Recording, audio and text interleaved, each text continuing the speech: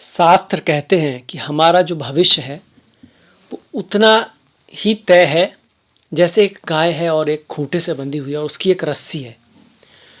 तो वो जो रस्सी की जो सीमा है वो उससे बाहर नहीं जा सकती, पर उस सीमा के अंदर तो कहीं भी जा सकती है ना।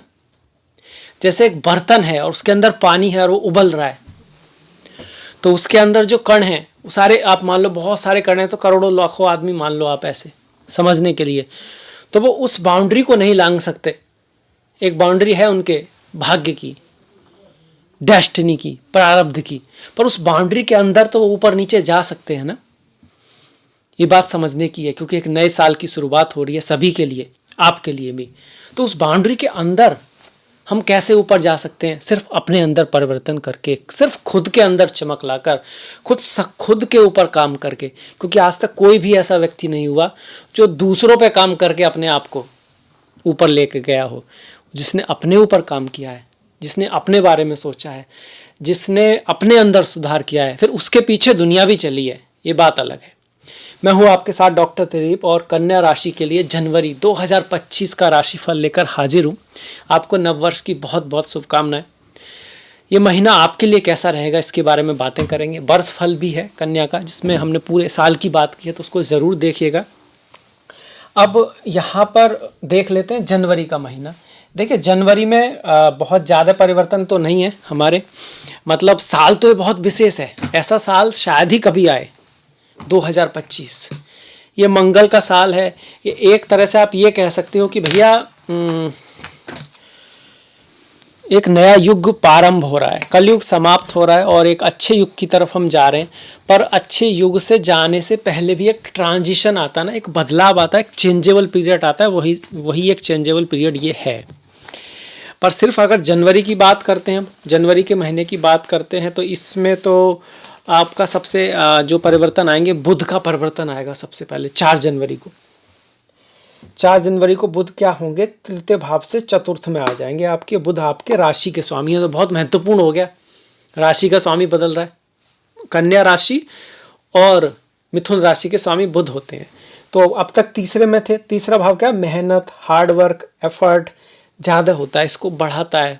वैसे मेहनत अच्छी चीज़ है, मेहनत करते हैं तो कुछ सीखते हैं कहीं, उस हिसाब से अच्छा है। पर हाँ, मेहनत, एफर्ट, हार्डवर्क थोड़ा ज़्यादा 4 तारीख तक। 4 के बाद चौथे भाव में जाएंगे तो थोड़ा कंफर्ट लाइफ में आना, कुछ जिसको बोलते हैं ना आराम की चीज़ें लाइफ में आना, इस चीज़ को दिखा रहा है। और करियर के लिए भी अच्छा है, क्योंकि यहाँ बैठ के बुध अपनी ही राशि को देखेंगे, मिथुन राशि को देखेंगे। वैसे बात की जाए तो इसमें गुरु आपके वक्री चल रहे हैं अभी, और मंगल भी वक्री चल रहे हैं। तो पिछले 1-2 महीने से आपने देखा हो कुछ पैसा अटकना, लाभ जो होने वाला है उसका डिले होना, आज की जगह कल पे आना, भाग का थोड़ा स्लो रहना, ऐसा चल रहा है। क्योंकि भाग्य के भाव में गुरु हैं तो अच्छे, पर वक्री चल रहे हैं। पुरानी चीज़ों से तो चीज़ें हो रही हैं, नई चीज़ों में थोड़ी दिक्कत आ रही है, वो फरवरी तक है। फरवरी में गुरु और मंगल आपके जो है ना मार्गी हो जाएंगे। पर फिलहाल हम जनवरी पे फोकस करें तो बुध का गोचर ये आया कि भैया थोड़ी मेहनत कम होगी, काम में भी कोई सफलता मिल सकती है हमको, यात्राएं, ट्रैवल जो है उसमें भी कमी आएगी थोड़ा सा, ये हम बुध को कह सकते हैं। माता से, भाइयों से, बंधुओं से थोड़ा कनेक्शन बढ़ेगा, ये इस चीज़ को दिखा रहा है। सूर्य का परिवर्तन मकर संक्रांति है, 10 तारीख को होगा। सूर्य आपके पंचम में आ जाएंगे। चौथे से पंचम में सूर्य अच्छे होते हैं, मतलब मन को थोड़ी शांति मिलेगी, कुछ हैप्पीनेस लाइफ में आएगी, ये इस चीज़ को दिखाते हैं। क्योंकि पंचम भाव सूर्य का खुद का भाव है, दूरदृष्टि रहती है। आप ना लोगों को, खासकर दूसरों को ये बता पाते हो कि क्या करना है क्या नहीं करना है, और आपकी सलाह बहुत अच्छी रहती है जब सूर्य पंचम में रहते हैं। ध्यान किसका रखना होता है, थोड़ा गुस्से का, थोड़ा क्रोध बढ़ा देता है पंचम भाव। पंचम भाव वो है जो आपकी बुद्धि पे छाया रहता है। तो सूर्य क्या ईगो बुद्धि पे छा सकता है, मैं कौन हूँ, मेरे ऊपर, अपने ऊपर ज़्यादा ध्यान जा सकता है, और बेइज्जती, अपमान, ये सब थोड़ा सा व्यक्ति को ज़्यादा महसूस हो सकता है। तो उससे थोड़ा बचना है ना। सूर्य 2 तरह का होता है। एक सूर्य होता है आत्मा की तरफ आपको ले जाता है। जब आत्मा की तरफ जाते हो तो परमात्मा की तरफ जाते हैं, तब आप दूसरों में भी कहीं ना कहीं एक ईश्वर की प्रेजेंस को देख पाते हैं, और ये आपस में प्रेम बढ़ाता है, रेस्पेक्ट बढ़ाता है, केयरिंग बढ़ाता है दूसरे के प्रति। पर जब आप दूसरा जो इसका है वो घमंड है, वो भी सूर्य दिखाता है, जैसे एक राजा होता है, भाई मैं बड़ा हूँ, तो उससे थोड़ा बचना है। तो ये परिवर्तन हो गया। दूसरा जो परिवर्तन, जो बहुत महत्वपूर्ण परिवर्तन है, पर जाके एंड में होगा, वो जनवरी के बिल्कुल एंड में होगा, वो होगा 28 को शुक्र का, पर हम उसको थोड़ा पहले ले लेते हैं बताने की दृष्टि से, क्योंकि है बहुत महत्वपूर्ण। आपकी कुंडली का भाग्य का जो स्वामी है, साथ में धन का जो स्वामी है 7th में आएगा, तो व्यापार में महीने के एंड में कोई बड़ा लाभ हो सकता है। अगर आप फॉरेन चीज़ों से, विदेश चीज़ों से, ट्रांसपोर्ट की चीज़ों से जुड़े हैं, उसके लिए भी अच्छा है। आप अगर सिंगल हैं, आपकी शादी नहीं हुई है, तो किसी से मुलाकात का भी योग महीने के एंड में बनता है, क्योंकि शुक्र तो प्रेम के कारक है।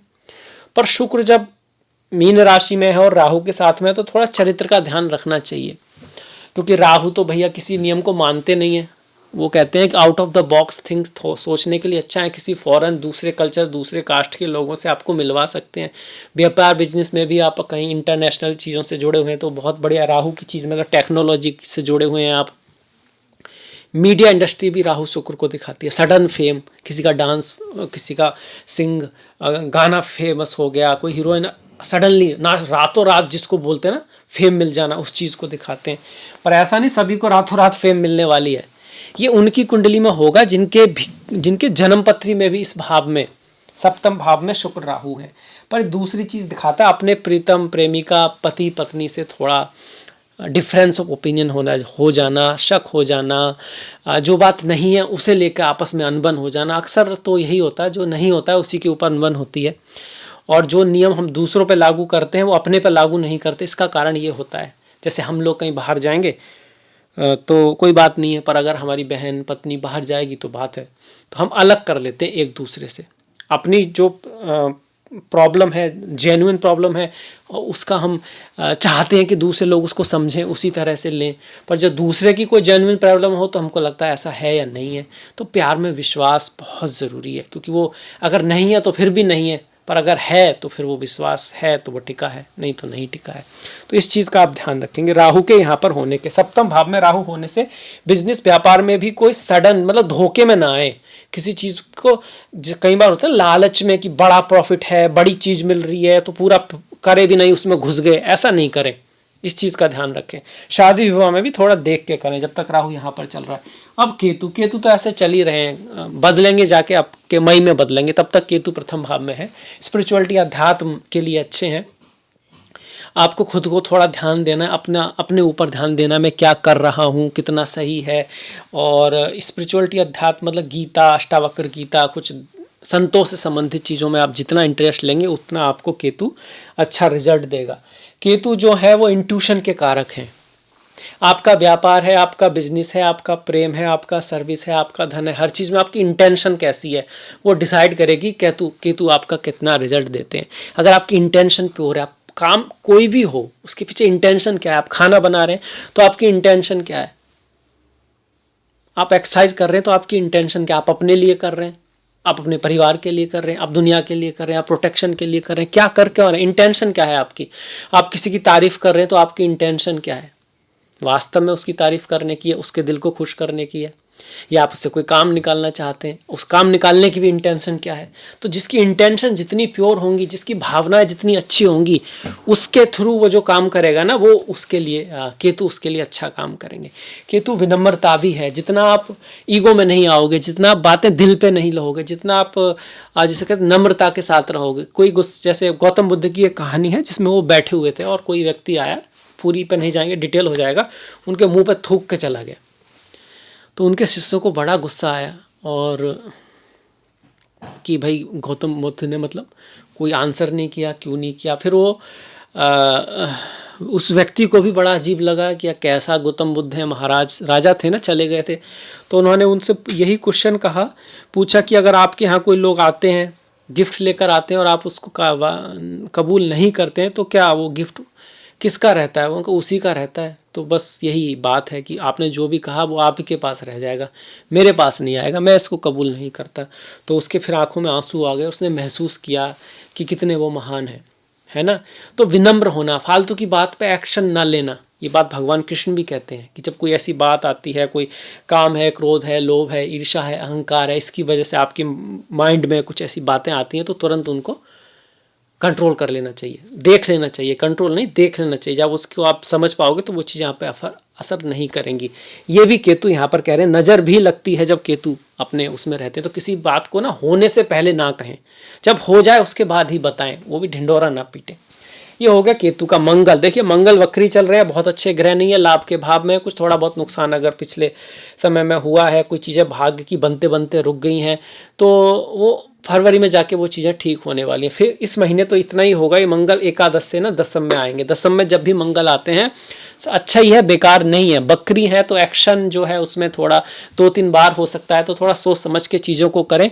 और एक चीज़ और दिखाता है, सोबत का विशेष ध्यान रखें, ऐसे लोगों से बच के रहें जो आपको गलत रास्ते पर ले जाते हैं, जहाँ पर दूसरों की बुराई हो रही है, सरकार की बुराई हो रही है, सिस्टम की बुराई हो रही है। ठीक है, थोड़ा बहुत आपने देख लिया, आपको वहाँ पे रहना है जहाँ पर आगे कैसे बढ़ना है, काम कैसे किया जाए, सॉल्यूशन क्या है लाइफ में, करना क्या चाहिए, ये बातें हो रही हैं, तभी आप आगे बढ़ पाओगे। सितारे भी उसकी मदद कर पाते हैं जो खुद की मदद खुद करते हैं।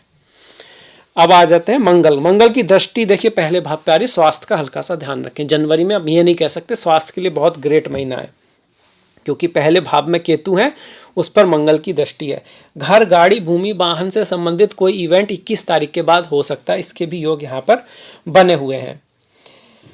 ये जो सूर्य है इसके बारे में हमने बात कर दी। सूर्य क्या कर सकते हैं, आपको स्टडी पर, पढ़ाई लिखाई पर कोई खर्चा हो सकता है, संतान के लिए आप कुछ खरीदें वगैरह, इस चीज़ को आता है। संतान की लाइफ में यात्राएं आए या शिक्षा से संबंधित आपकी कोई यात्रा हो, कहीं बाहर जाने का आपका प्लान बने, इस चीज़ को भी जनवरी का महीना दिखा रहा है। अब इसके बाद पढ़ जाते हैं त्योहारों की तरफ। चलिए अब बात करते हैं त्योहारों की। कन्या राशि है, इसका संबंध माता से होता है। या देवी सर्वभूतेषु मातृ रूपेण संस्थिता नमस्तस्ते नमस्तस्ते नमस्तस्ते नमो नमः। इस महीने में अगर हम त्योहारों की बात करें तो सबसे पहले तो नई साल है, जिसकी मैं आपको शुभकामनाएं देता हूँ। 1 जनवरी को बुधवार होगा हमारा, 13 तारीख को लोहड़ी है, 14 तारीख का पोंगल है, सूर्य जो है ना मकर संक्रांति, उत्तरायण हो रहे हैं, तो विशेष बात है, बहुत अच्छी बात है। 23 तारीख को सुभाष चंद्र बोस जयंती है, 26 तारीख को रिपब्लिक डे है। आप यहाँ देख पा रहे होंगे मल्लिका अर्जुन लिखा हुआ है। मल्लिका अर्जुन जो है ना ज्योतिर्लिंग है, ज्योति मतलब लाइट, प्रकाश जो डायरेक्शन दे, लिंग मतलब टाइप, पुल्लिंग पुरुष, स्त्री लिंग स्त्री, तो लिंग का मतलब ये होता है असली जो मतलब है। तो ऐसी ज्योतिर्लिंग मतलब ऐसा टाइप, ऐसी चीज जो हमको रोशनी देती है, प्रकाश देती है, जो ईश्वर का प्रतीक है, जो महादेव का प्रतीक है। तो वो ज्योतिर्लिंग, आपका जो ज्योतिर्लिंग है वो मल्लिका अर्जुन ज्योतिर्लिंग है। तो इसी से एक मंत्र भी आता है जो स्पेसिफिकली कन्या राशि वालों के लिए, कन्या लग्न वालों के लिए है। ओम नमः शिवाय नमः मल्लिका अर्जुनाय। इसको आप जाप कर सकते हैं, कोई भी लाइफ में दिक्कत है आपको 100% हेल्प करेगा। अब बढ़ जाते हैं त्योहारों की तरफ। तो जी पूर्णिमा 13 तारीख की पौष पूर्णिमा है, 2 तारीख की पुत्रा दा एकादशी है, पर इसका मतलब सिर्फ पुत्र से नहीं है, संतान से है। 25 तारीख की शाटिला एकादशी है, और प्रदोष व्रत जो है वो 11 और 26 का है। शिवरात्रि 27 के। ओम नमः शिवाय, ओम नमो नारायणाय। संकष्टी आपकी 17 जनवरी की है। सूर्य का जो कह सकते हैं संकष्टी चतुर्थी होती है, ये गणेश जी से जुड़ा हुआ त्यौहार है। अमावस्या जो होगी वो आपके 29 तारीख की होगी। 29 तारीख की माघा अमावस्या इस महीने में पड़ रही है। अमावस्या है, पूर्णिमा है, ये सब जो है ना हमारे पितरों से जुड़े हुए हैं। तो ये हो गए हमारे त्यौहार। मुझे आशा है कि आपको जनवरी का राशिफल अच्छा लगा होगा। लाइक कीजिएगा, सब्सक्राइब कीजिएगा और कमेंट करना मत भूलिएगा। आपसे मुलाकात होगी नेक्स्ट वीडियो में, तब तक के लिए नमस्कार, धन्यवाद।